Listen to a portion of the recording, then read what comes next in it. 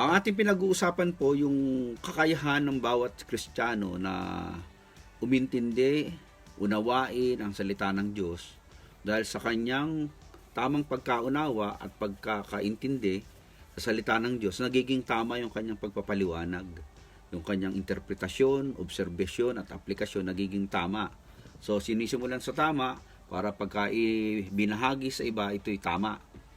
So, hindi natin pwedeng i-compromise yung truthfulness and the veracity of the scripture. We need to discern and dissect the truthfulness of the Bible from beginning to end. Para simula pa lang hanggang matapos natin yung topical study na pinag-aaralan natin, lahat to dapat ay tama ang lahat ng sitas at balangkas at structure ng ating biblical interpretation.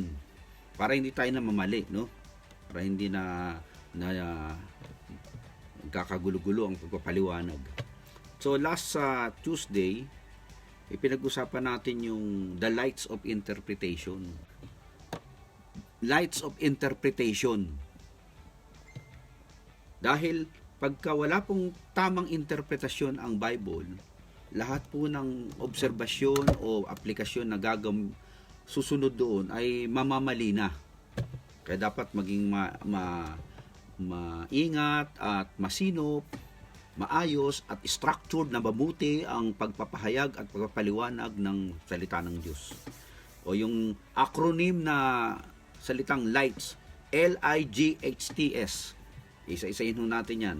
Last Tuesday, sinabi natin yung letter L, it represents the literal interpretation of Scripture. Pag sinabing literal, anumang bagay, salita o anumang mga narratives, story o personality ang mababasa natin sa Bible, kung ang kanyang kahulugan ay literal, hindi abstract, hindi spiritual, wag nating papalitan yun. Wag nating babaguhin. Katulad nung ang bato na nagkukubli sa libingan ni Jesus ay tinanggal, halimbawa. O ano yung bato na yun? Yung bato, yung malaking bato na tinatakip doon sa nicho ng mga patay sa libingan doon sa Israel, wala pong meaning na spiritual yun. Yun ay literal.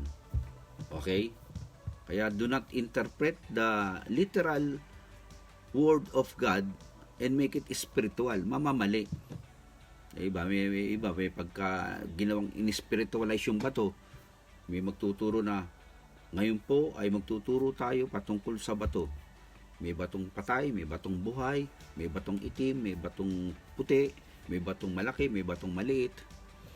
Wala namang kinalaman yung bato na yun sa espiritualidad ng tao, kundi bato lang nang yung pantakip ng nicho o libingan. Kaya dapat kung literal, literal. Kung spiritual yan, spiritual. Kailangan nating sundan kung ano yung sinasabing spiritual na yun.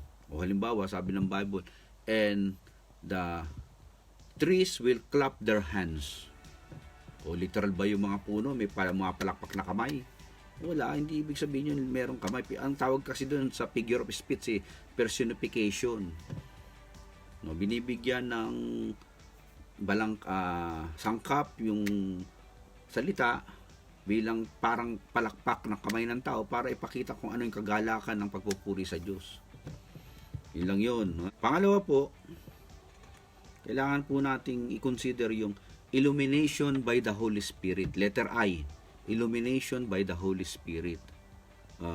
Sabi sa Bible, 1 Corinthians 2:12, we have not received the Spirit of the Word, but the Spirit who is from God, that we may understand what God has freely given us. Ang dahilan daw kung bakit tayo pinananahanan, pinuspos, indwelt and indwelled by the Holy Spirit, para daw tayo, ang ating espiritu, ang ating pagkaunawa sa salita ng Diyos ay maging maliwanag, to understand what God has given us, freely given us. Ano ba ibinigay sa atin ng Lord? Kaligtasan, karunungan, kapayapaan. Lahat yan po ay nagiging maliwanag at madaling intindihin ng isang Kristiyanong pinananahana ng Holy Spirit. Kaya po yung mga walang Holy Spirit, hindi tumanggap sa Panginoong Hesus, hindi ho talaga maintindihan yung Bible. Ngayon, dahil siyempre, kung ipapaliwanag yan ng isang magaling na guro, o nagiging maliwanag sa kanya, pero yung lalim pa rin ang kaunawaan noon para mag-minister sa puso niya yung salita ng Diyos na nadinig niya, hindi pa rin nagiging buhay. It is only a literal letter, not a living letter o living word. Tinatawag natin Rhema Revelation.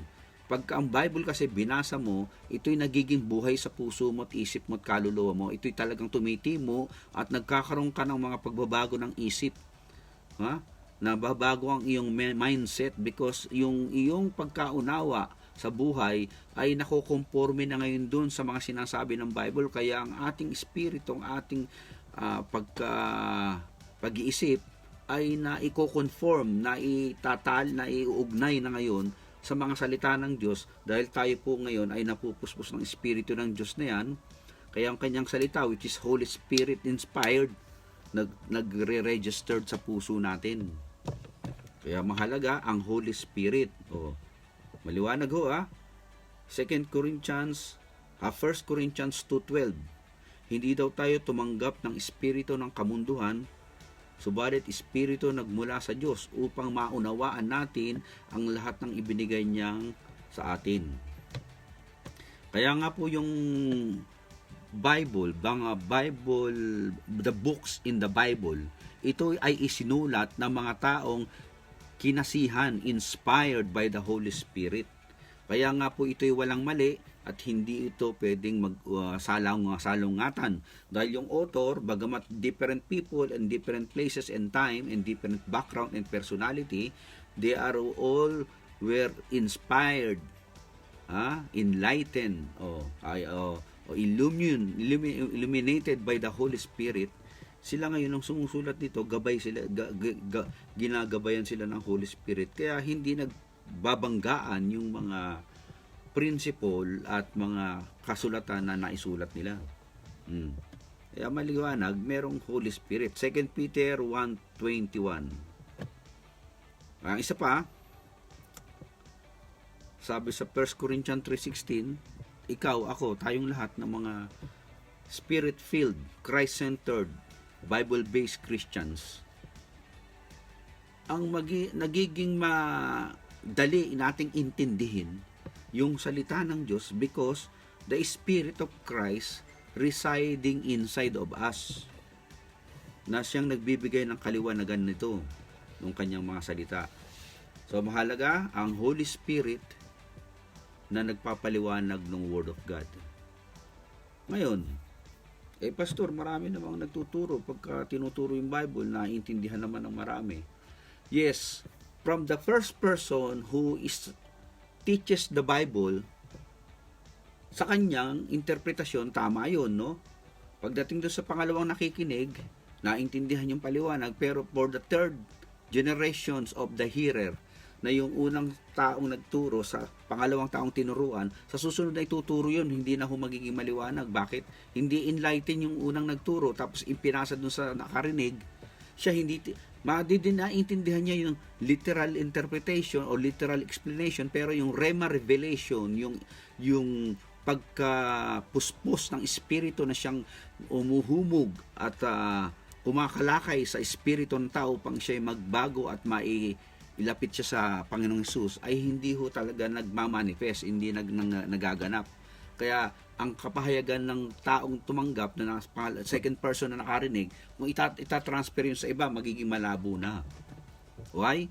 Because the first interpretation, the first teachers who imparted the message to sa second person is not enlightened, inspired, or indwelt by the Holy Spirit. Kaya importante ho talaga, Spirit-filled yung Bible teacher. Yung nagtuturo ay kinasihan din ng Holy Spirit. They have the reborn spirit, they have the rebirth experiences in God. So therefore, they are moving and enlightened, empowered by the Holy Spirit while they teach the Word of God. Kaya yung nakakarinig na second person na nakakarinig ng turo niya, na na-enlighten din ng Holy Spirit, bagamat siya hindi marunong magturo ng Bible, pero yung salitang nadinig niya, tumimo sa puso niya, nagkaroon siya ng pagbabago, transformation, nagkaroon siya ng regeneration, nagkaroon siya ng born again experience, madali niyang maipaliwanag din yun sa iba.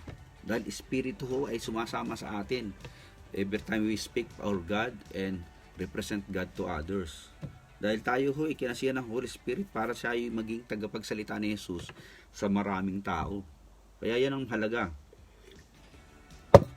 ng Spirit-filled teachings. And then, letter G, L-I-G, grammatical principle. Sa pag-aaral ng Bible, napakahalaga at napaka-importante i-consider yung grammatical principle. Ano ba yung grammatical principle? Siguro kung mag-aaral kayo ng English, marami tayong maiintindihan at matututunan doon, katulad ng syntax, style, languages, no? Katulad ng mga figure of speeches, tulad nung constructions of grammar, pagkakaugnay-ugnay at pagkakayos ng grammar. Kasi po ang Bible ay naisulat sa Hebrew sa Greek.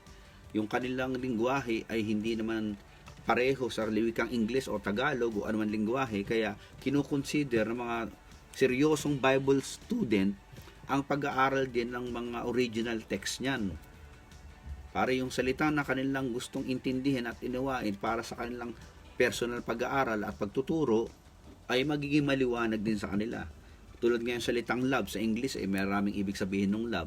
I love to drink ice, either I like to eat ice cream, I like to drink Coke, I love my wife, I love my children, I love my car. Yun, alam natin ang ibig sabihin, kung anong ibig sabihin natin ng love nun. Pero sa salitang Grego, meron pong apat na salitang Grego na nagpapahayag ng pag-ibig, katulad ng eros, about erotic love. It is more on sensual love. About philia o phileo, love of a friend. Yun, isa naman is astorge, it's a love of a parental love. Isa naman is agape, it is ang conditional love na galing naman sa Diyos na walang kondisyon. Kaya yung pag-aaral ng grammar ay mahalaga pagka ang isang serious student ng Bible at gusto magturo ay kailangang consider niyan.